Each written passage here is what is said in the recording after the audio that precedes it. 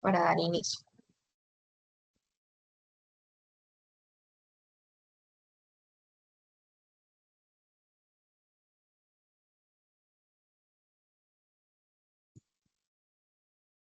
Las diapositivas.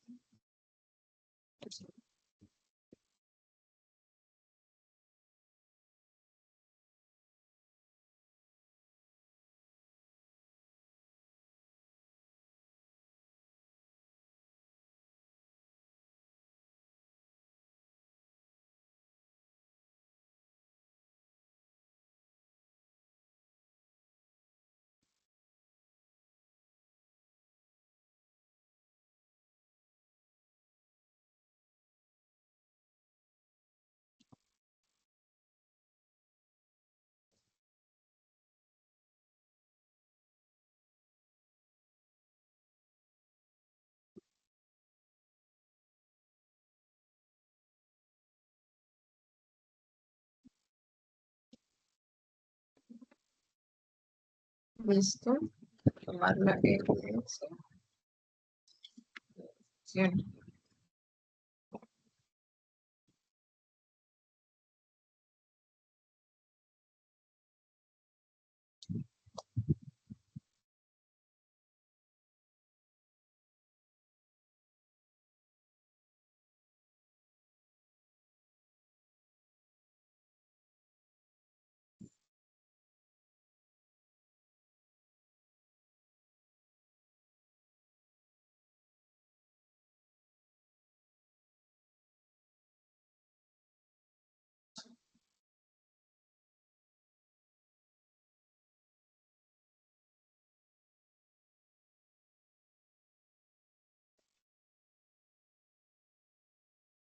Bueno, al finalizar trataré de tomar la evidencia porque no me está funcionando. Listo.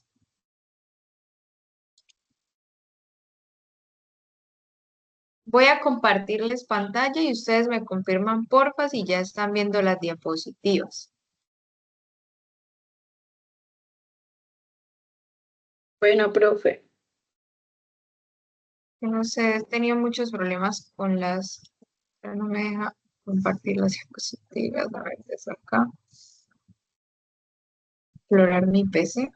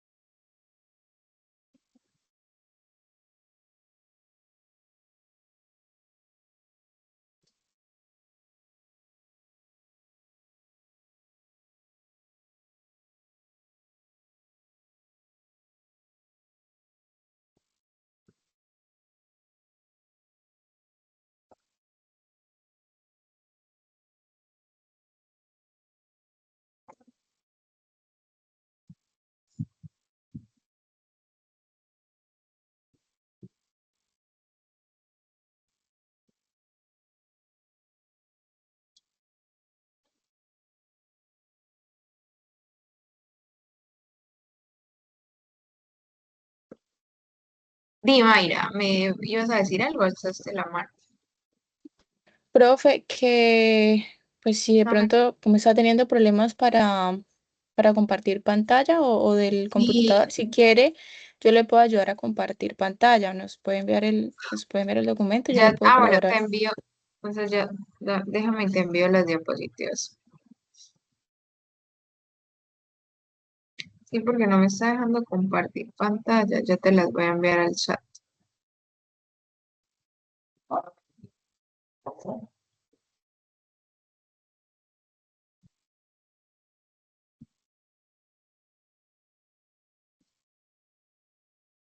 Profe, No, definitivamente no me dejó. Se las voy a compartir acá al chat. Dime, ¿quién me habló? John Jairo, es que te quería comentar algo. Yo, Dime. tengo una clase que se llama Control Organizacional y pues en la tutoría pasada la tenía de 8 a 9 de la mañana pero ayer como que hubo un cambio en el horario y está ahora de 6 a 7, entonces se me cruza con esta materia. No sé si podría salirme un A mí, momentico de esta, conectarme a la otra y pedirle solución a la otra profesora. Sí, no hay ningún problema. Igual pues la clase va a quedar grabada. Ah, bueno, listo, profe. Listo. Dime, Lisbeth. profe, al igual que el compañero, yo tengo el mismo problema también. Pues creo que varios de nosotros tenemos ese problema, que a las 7 nos programaron, de 6 a 7 nos programaron también control organizacional. ¿A las 7 o a las 6? A las 6. De 6 a 7. O sea, todos van a estar en la clase de 6. No, profe, yo sí estoy acá, profe. Toca hablarle a la profesora de control porque es que ya nos cambió el horario y así no se puede. Ok, Sí, bueno, o no sea, en el importa. horario nosotros teníamos programado, esa clase la tenemos programada en el horario a las 8 de la mañana. O sea, a lo que se Ok. refiere el compañero es que si podemos de pronto salir un momento, pues los que presentamos este problema, para decirle a la profesora que pues no vamos a poder entrar a su clase porque estamos en Sí, no otra, hay que la ningún que nos la problema. cambió fue ella. No hay ningún problema, tranquilos. Cualquier cosa, pues la clase va a quedar grabada. Listo, profe, gracias. Dale, entonces vamos a iniciar. No, pues por el momento no voy a compartir las diapositivas. Les envié Profe, las diapositivas por el WhatsApp para que ustedes las puedan ir visualizando. ¿Listo? profe, ya le puedo colaborar, ya las tengo acá si quiere.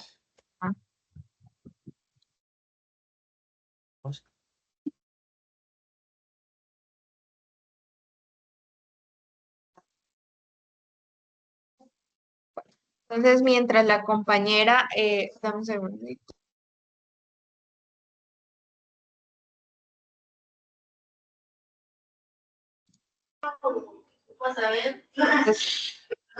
Perfecto. Qué pena, profe. Una pregunta, es que ya hay un grupo de WhatsApp creado. Sí, sí, señor. Ay, ¿será que el administrador puede compartir el link o agregarme al grupo por el chat de la clase?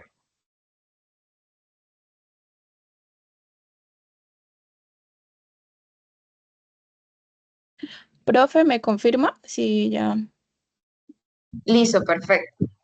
Si quiere, podemos, bueno, el compañero que inicialmente estaba hablando, si quiere al finalizar la clase, me escribe por Teams y yo ahorita te envío el link del WhatsApp porque está acá en el chat, sino para avanzar rápidamente con la clase y no atrasar. Listo, entonces ya Vale, me recuerdas al finalizar para compartirte el link.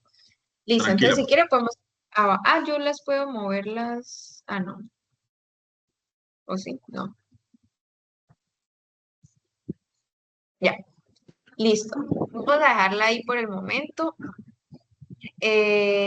Listo, perfecto. Muchísimas gracias. Bueno, anteriormente en la clase pasada estábamos analizando todo lo que tenía que ver con la introducción a la economía colombiana, perdón, a la microeconomía, ¿sí? ¿Qué es la economía? ¿O qué hace referencia a la ciencia económica? La ciencia como tal de la economía, pues es una ciencia social que estudia.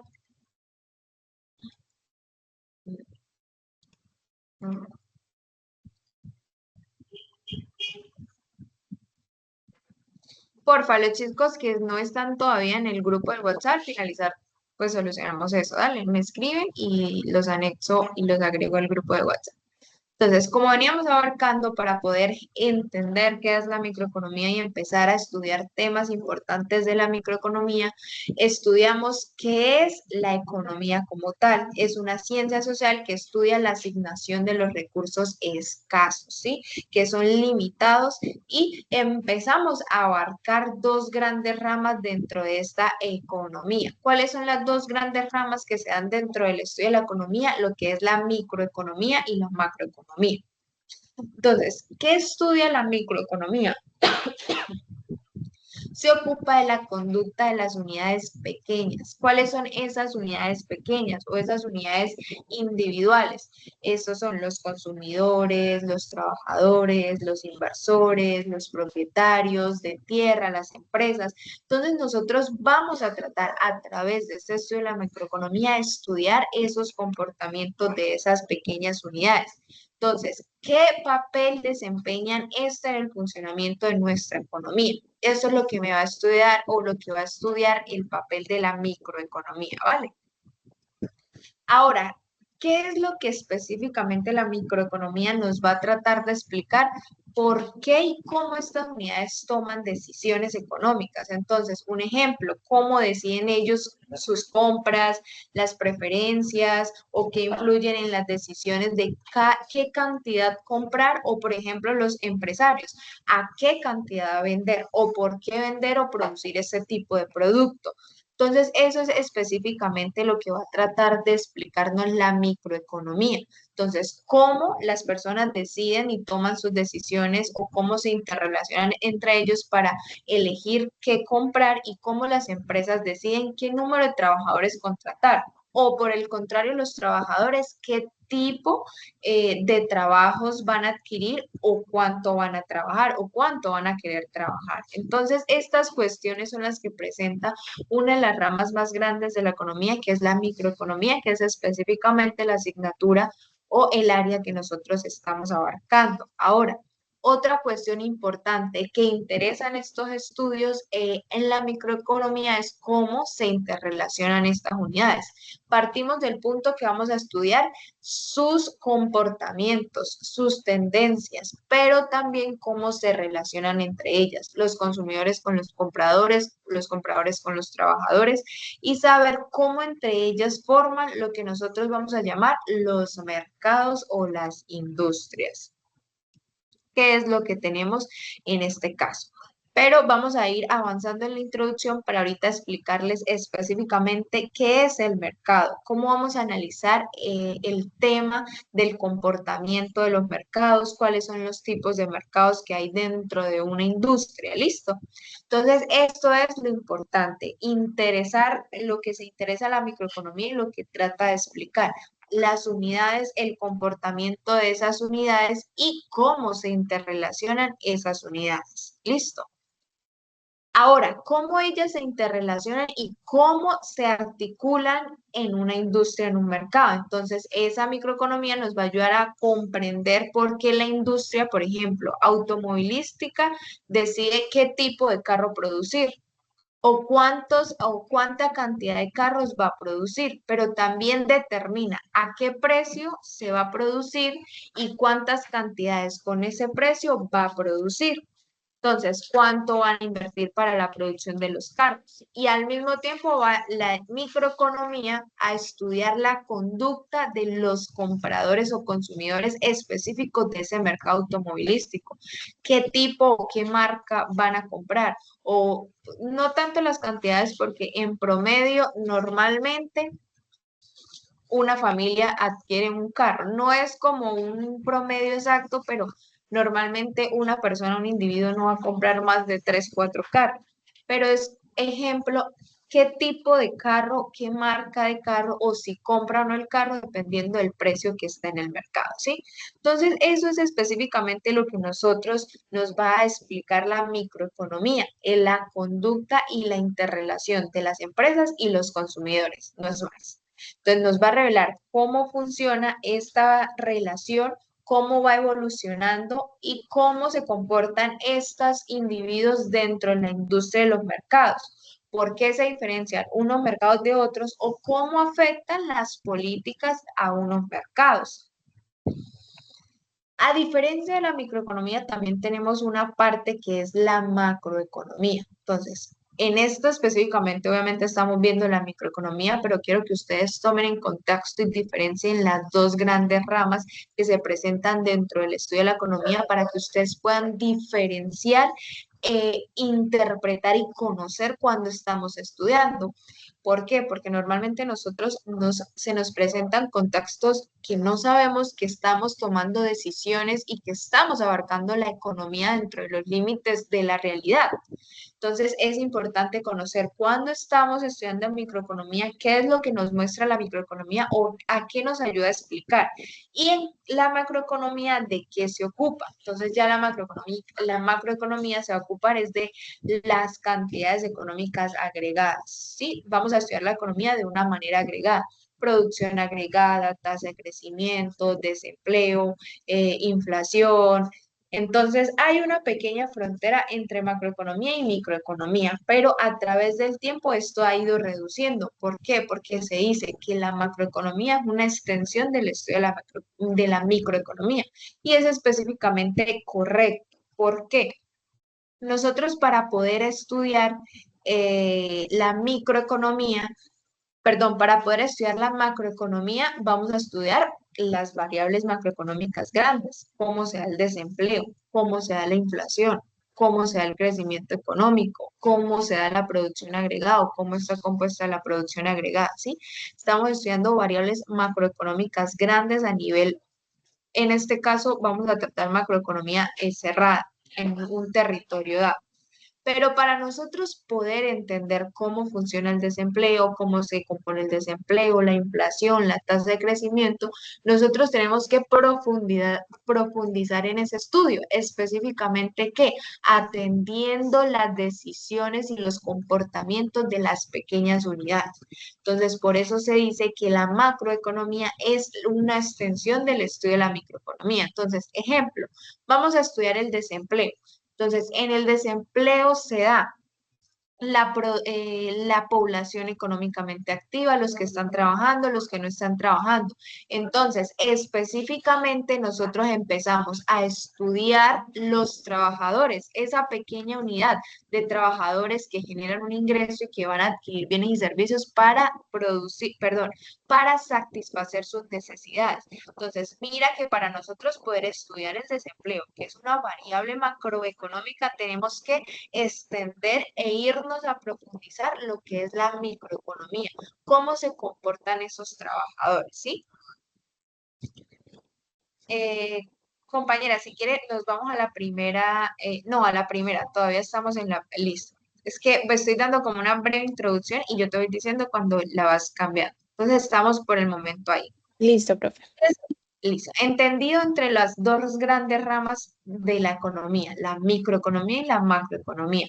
Específicamente vamos a empezar a profundizar los estudios de la microeconomía, a entender y a analizar e interpretar cómo se interrelacionan esas pequeñas unidades.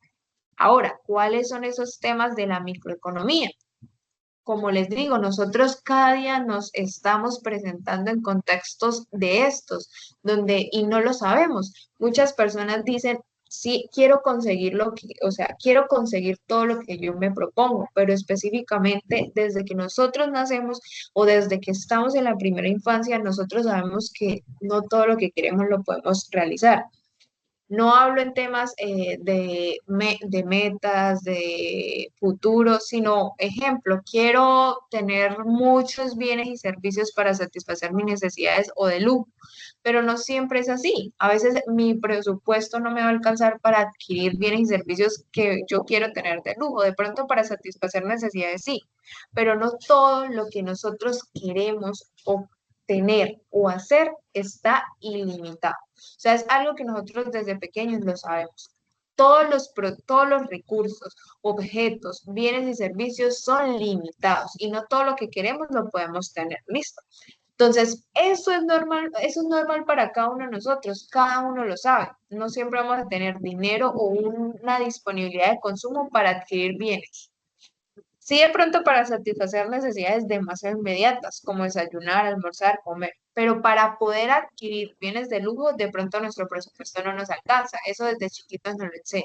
Sin embargo, nosotros crecemos con eso en la cabeza, con eso en la mente, pero para los economistas, este tipo de decisión o ese tipo de supuesto de que todo lo que queremos no lo podemos obtener, se forma una obsesión. Entonces, esto es lo que en gran parte es uno de los temas más importantes que se va a ocupar la microeconomía, ¿sí? Ahora, hay renta limitada. todo lo que nosotros queremos comprar para consumir, no lo podemos hacer. ¿Por qué? Porque nuestro presupuesto no nos alcanza. Hay límites. Entonces tenemos que la microeconomía buscar la mejor manera de ¿qué? De aprovechar esa renta limitada y poder gastarla en los bienes y servicios que mejor satisfacción me genere a mí de una manera eficiente y no gastar por gastar, porque sé que debemos asignar los recursos que son escasos de manera eficiente y no malgastar la renta que no me va a alcanzar para todo lo que yo quiero consumir, ¿sí? Entonces, ¿qué es lo que me va a explicar la microeconomía concretamente? ¿Cómo voy a poder yo distribuir mejor a los consumidores su renta limitada? Entonces, en los distintos bienes, en los distintos servicios que ese consumidor desea adquirir. Eso es lo que específicamente es lo que va a tratar la economía, la microeconomía, el estudio de la microeconomía. Entonces, vamos a empezar a estudiar obviamente estas decisiones que toman dentro de un mercado, pero vamos a estudiar primero unos conceptos importantes dentro de la microeconomía que es importante que ustedes conozcan para poder entender la relevancia del concepto de la microeconomía. Entonces, como primer lugar tenemos las disyuntivas. Las disyuntivas son unas decisiones unas decisiones que se le presentan a un consumidor o a un productor y que deben tomar la decisión para poder continuar en el proceso de las fuerzas del mercado. Entonces tenemos en las economías modernas de los mercados modernos los consumidores, los trabajadores, las empresas y estas tienen mucha flexibilidad. Los consumidores si quieren comer helado, pues obviamente tienen mucha disponibilidad de varios sabores o incluso no de helado, sino productos de bienes y servicios que puedan reemplazar a un helado. Igual los trabajadores, igual las empresas. Entonces ellos tienen muchos por decirlo así, opciones para poder asignar los recursos de manera eficiente. Pero la microeconomía difiere o describe lo que son las disyuntivas. ¿Qué son las disyuntivas? Son unas decisiones a las que se enfrentan y es la que me va a mostrar la microeconomía cuál es la mejor manera para yo poder afrontar esa disyuntiva. ¿Sí? Entonces, la idea de que podamos afrontar las disyuntivas de una manera óptima es importante dentro del tema de la microeconomía, ¿sí? Sabemos que, listo, quiero comprarme ropa para salir, pero al mismo tiempo yo sé que mi disponibilidad de consumo está limitada, mi renta está limitada y que de pronto en esta fecha no puedo comprar ropa para salir porque necesito pagar algo de la universidad. Entonces yo me encuentro en una disyuntiva entre si me compro la ropa para poder salir o si pago lo que debo pagar de la universidad. Entonces, ¿qué es lo que me va a ayudar la microeconomía? A mí a poder elegir la opción más óptima donde yo voy a asignar los recursos de manera eficiente, ¿sí? Entonces, tenemos primero a los consumidores. ¿Qué dicen los consumidores? Tienen una renta limitada. Los consumidores siempre van a tener una renta limitada. Entonces, ¿qué pueden gastar ellos en una amplia variedad de bienes y servicios? Eso lo pueden ahorrar para el futuro o lo van a gastar para lo van a gastar para comprar bienes y servicios que puedan satisfacer sus necesidades. Eso lo vamos a estudiar en la teoría del consumidor más adelante. ¿Listo? Entonces, eso es lo que se va a encargar la microeconomía. El consumidor tiene una renta limitada, él debe decidir si gasta esa renta en la satisfacción de una necesidad o si la guarda, la ahorra y la gasta para un futuro. Entonces, ¿cómo toma el consumidor una decisión de estas? ¿Cómo se le presenta al consumidor estas disyuntivas? Eso lo vamos a estudiar en lo que es la teoría del consumidor.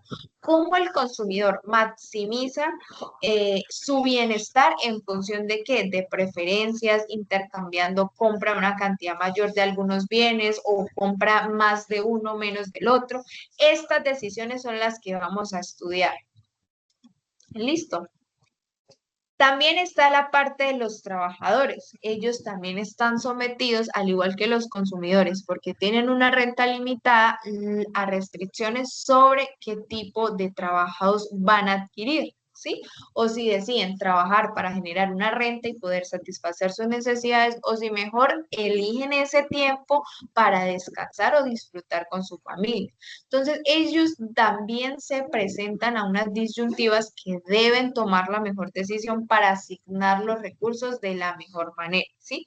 Entonces, hay trabajadores que obviamente terminan, o bueno, vamos a hablarlo desde el tema desde el colegio. Hay personas que se gradúan del colegio y no tienen la disponibilidad del recurso económico para poder ingresar y realizar el nivel de estudios, ¿sí?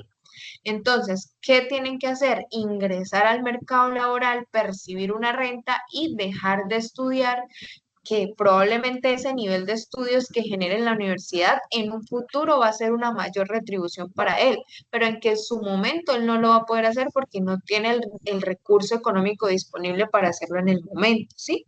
Entonces es una disyuntiva en la que se presenta y que debemos estudiar cómo la microeconomía va a explicar eso o cómo se comporta el trabajador para elegir la mejor opción. También se enfrentan los trabajadores a disyuntivas como cuál empleo elegir, el que tiene mejor pago, el que me genera una comodidad, una flexibilidad. Entonces de eso se trata la microeconomía, poder entender las posibilidades de decisiones que tienen los trabajadores y los consumidores. ¿Hasta ahí hay alguna duda, inquietud?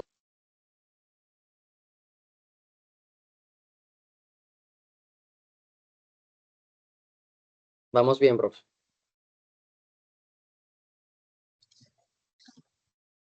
Ok, entonces esas son las decisiones que se presentan dentro de esas pequeñas unidades, los trabajadores, los consumidores y las empresas.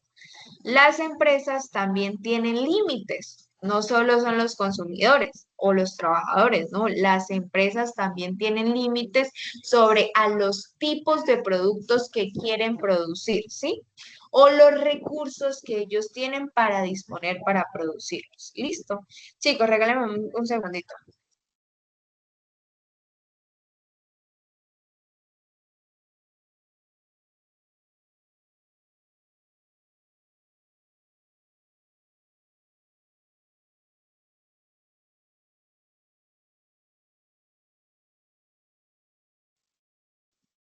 Ok, entonces, así como los trabajadores y los consumidores presentan unas limitaciones, las empresas también. Ellas no tienen límites en los que perdón, ellas tienen unos límites en cuanto a los tipos de productos que deben producir. Primero porque obviamente deben empezar a estudiar los mercados en los que se van a ingresar o en los que pertenecen para saber cuál es el producto que mejor es demandado por los consumidores o incluso los recursos disponibles que tienen para poder invertir y aumentar su producción futura. Entonces, obviamente algunas industrias automovilísticas tienen la capacidad y la habilidad para producir camiones, pero otras no tienen esa maquinaria o ese tipo de trabajadores con ese capital humano que tengan esa capacidad de producir camiones. Entonces, se presentan a ellas unas disyuntivas como esa, tal vez de diferente manera que lo hacen los consumidores, porque puede que las empresas no tengan límites en cuanto a recursos económicos, lo tienen todo, pero sí tienen límites en cuanto a maquinaria, en cuanto a trabajadores, capital humano. Entonces, estas tres unidades que se presentan en el estudio de la microeconomía, que son las empresas, los consumidores y los trabajadores, siempre tienen una limitación y eso es lo que se va a encargar de estudiar la microeconomía.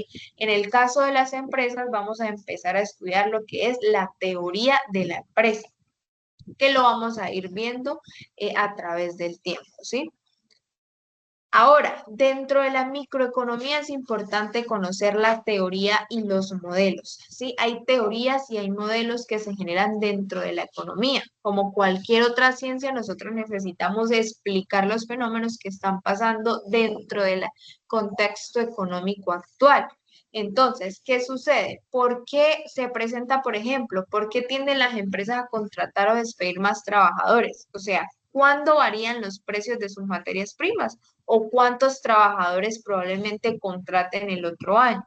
Son preguntas que se generan y que nosotros en el estudio de la economía o en el estudio específicamente de la microeconomía hay que realizar teorías, hay que realizar supuestos, hay que realizar modelos. ¿A qué me ayudan los modelos? A poder simplificar la realidad y poder entenderla de una mejor manera, ¿sí? Igual que las teorías. Son teorías que se pueden refutar, pero que me van a dar una explicación al fenómeno observado. Entonces, en la economía, como en otras ciencias, la explicación y la predicción se basan en teorías. O sea, para yo poder explicar un fenómeno o poder predecir un fenómeno, yo tengo que basarme o soportarme una teoría. Entonces, esa teoría que va a desarrollar, pues me va a explicar unos fenómenos que se observan mediante un conjunto de ¿qué? De reglas y unos supuestos básicos. Entonces, por ejemplo, la teoría de la empresa. Entonces, comienza con un sencillo supuesto que es, las empresas tratan de maximizar los beneficios.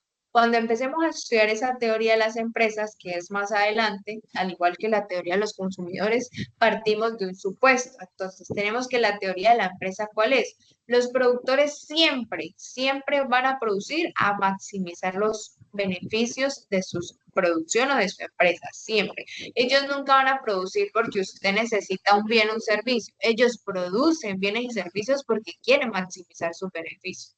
Entonces, todas las teorías se empiezan por un supuesto que nos ayudan aquí a explicar por qué dependen las elecciones de los precios de los factores, como el trabajo, el capital, las materias primas o los precios a los que uno puede cobrar el producto, ¿sí?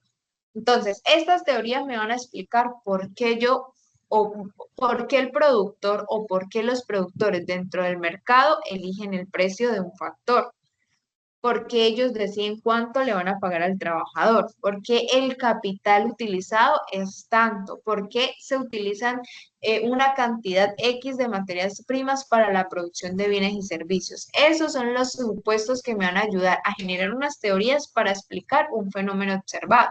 ¿Cómo puede ser? ¿Por qué se le paga tanto o cuánto es el salario para un trabajador?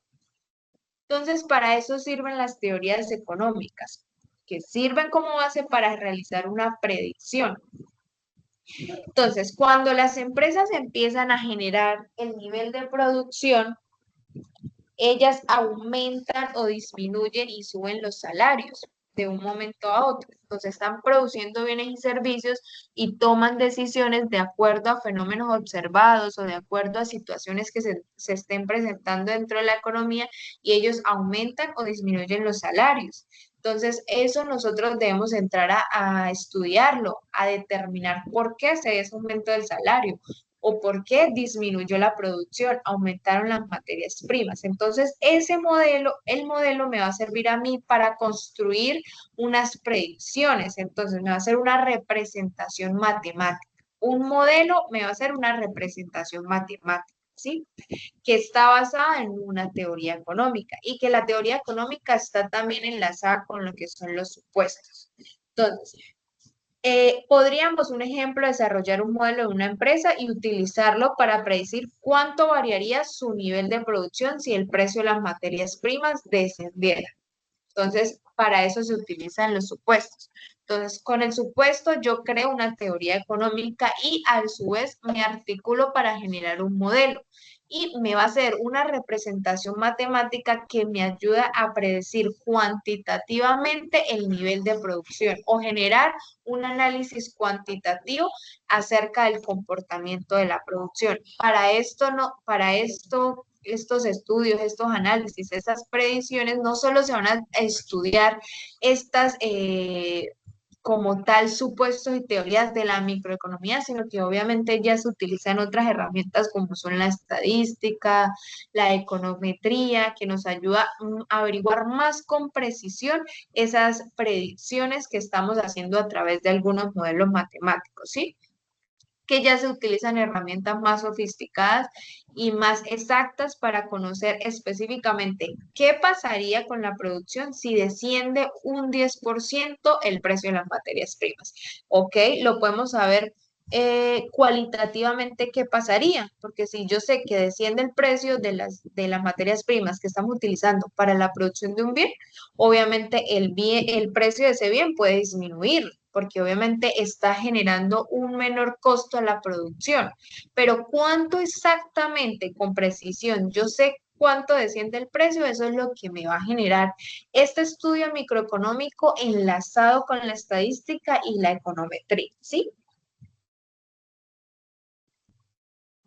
Como toda ciencia, ninguna teoría, así sea economía, filosofía, física, es absolutamente correcta. Si nace una teoría, puede haber otra teoría que refute esa información o ese supuesto. Entonces, debemos tener en cuenta eso.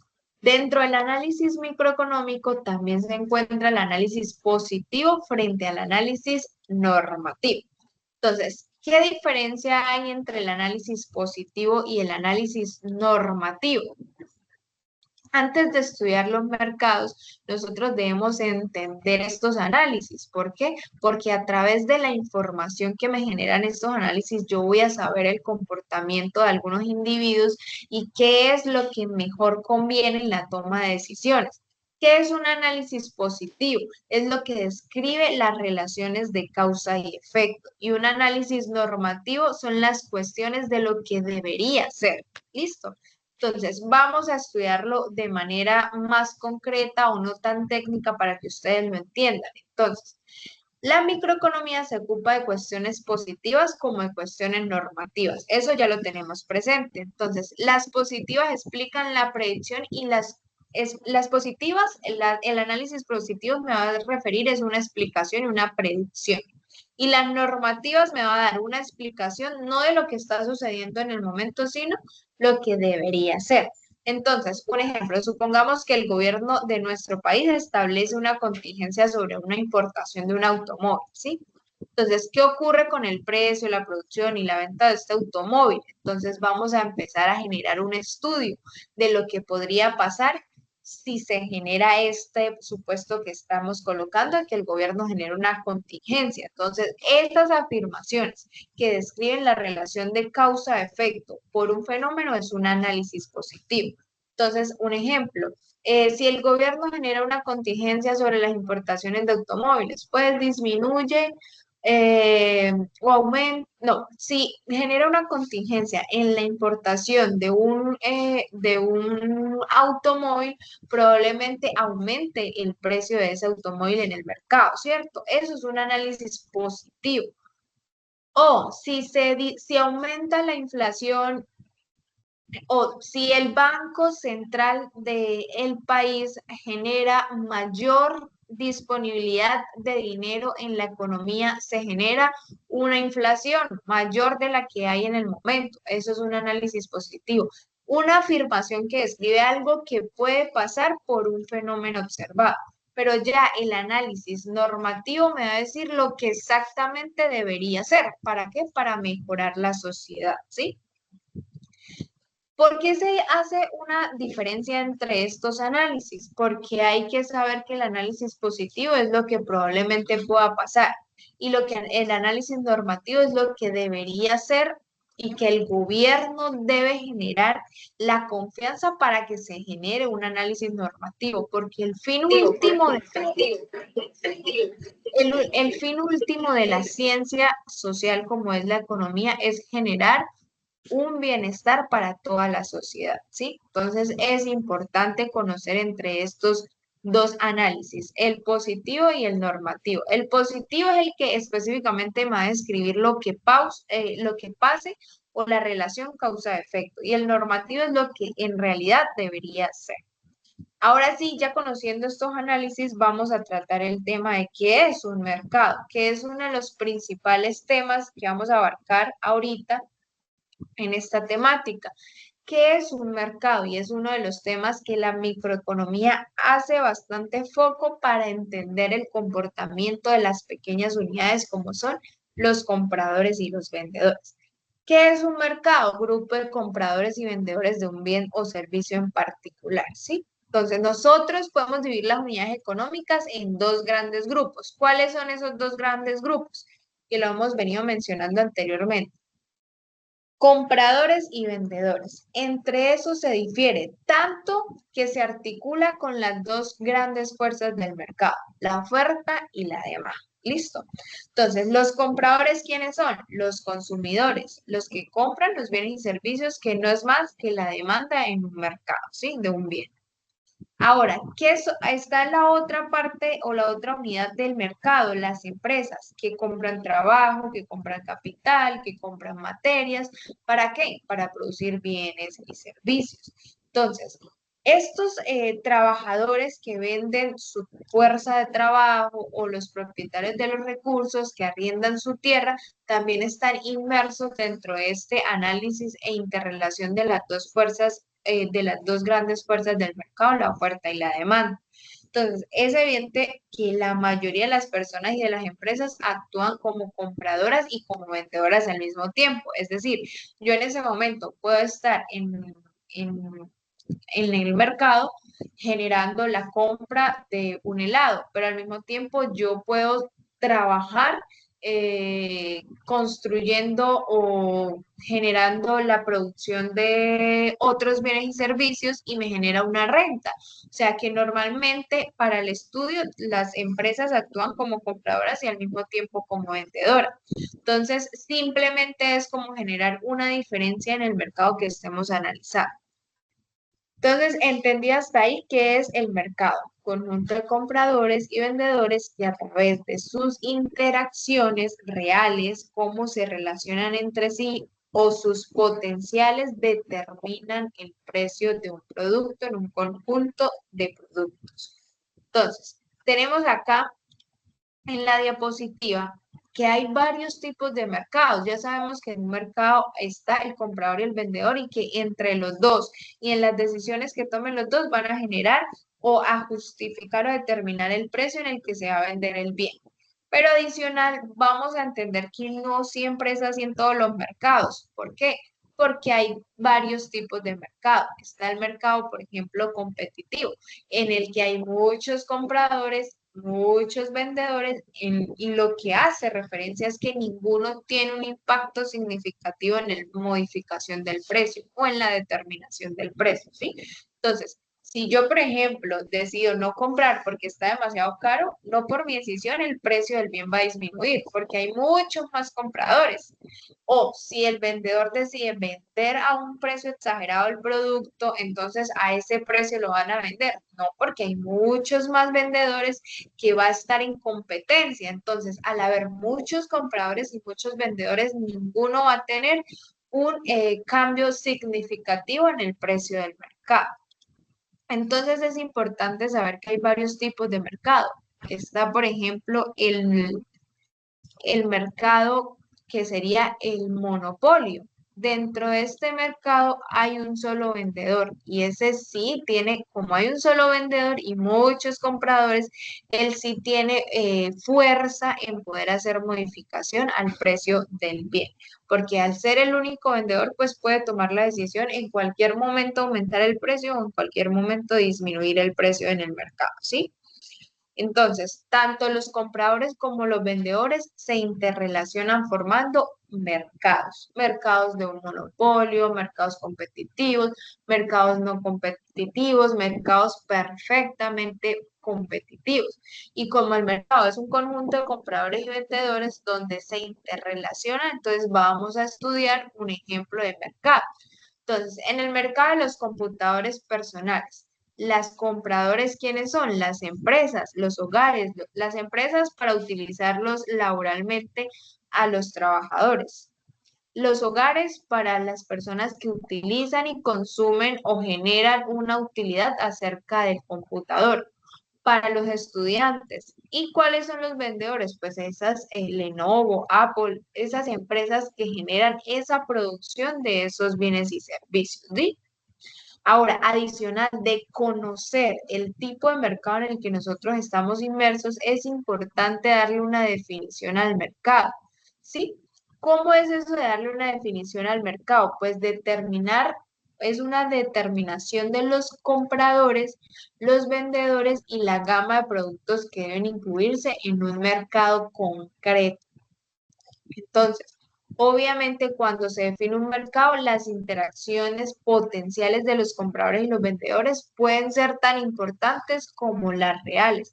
Entonces, eso es lo importante de generar una definición en el mercado. ¿Por qué? Porque es importante conocer la determinación del precio en ese mercado. Entonces, un ejemplo, el mercado del oro. Usted puede comprar el oro acá y puede ser demasiado costoso, pero lo puedes conseguir en otro país un poco más barato, pero si tú te pones a sacar cuentas de lo que te costaría viajar hasta ese lugar para poder adquirir la compra del oro, pues te sale mejor venir a comprarla al mercado en el que estás inmerso en el momento. Entonces, es importante conocer esas definiciones exactas del mercado y las diferencias que se generan en los precios que no son tan significativos y que pues es posible un arbitraje, ¿sí?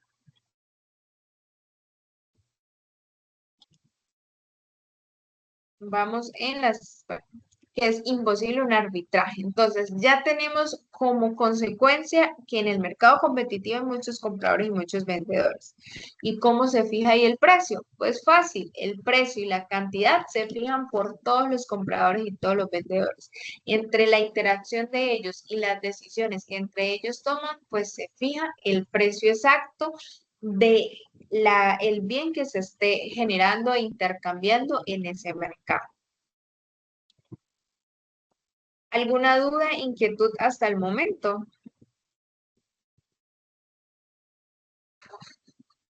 No, profe. No, señora. Listo, entonces compañera, No. si quiere podemos pasar a la siguiente.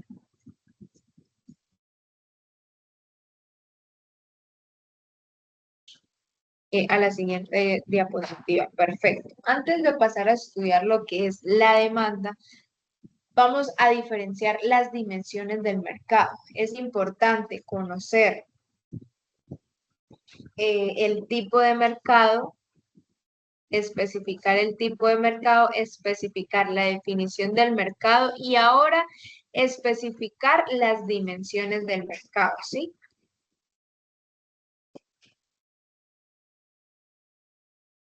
Y especificar las dimensiones del mercado. Entonces, es importante a qué tipo de personas vamos a incluir dentro de nuestros mercados, qué límites tienen nuestros mercados, hasta qué frontera vamos a llevar nuestro mercado, ¿sí? Tanto el límite geográfico como desde el punto de vista de qué tantas variedades van a estar dentro del mercado, ¿sí? Entonces es importante referirnos el mercado de la gasolina, debemos dejar claro el límite geográfico, bueno, el mercado de gasolina de Los Ángeles o el mercado de la gasolina de Estados Unidos, porque hay situaciones en donde obviamente el precio varía por distancias o por las variedades de producto. Entonces es importante que haya primero una definición del mercado, un tipo de mercado y una limitación en tipos geográficos. Ahora, conociendo eso, vamos a estudiar lo que es ya la demanda.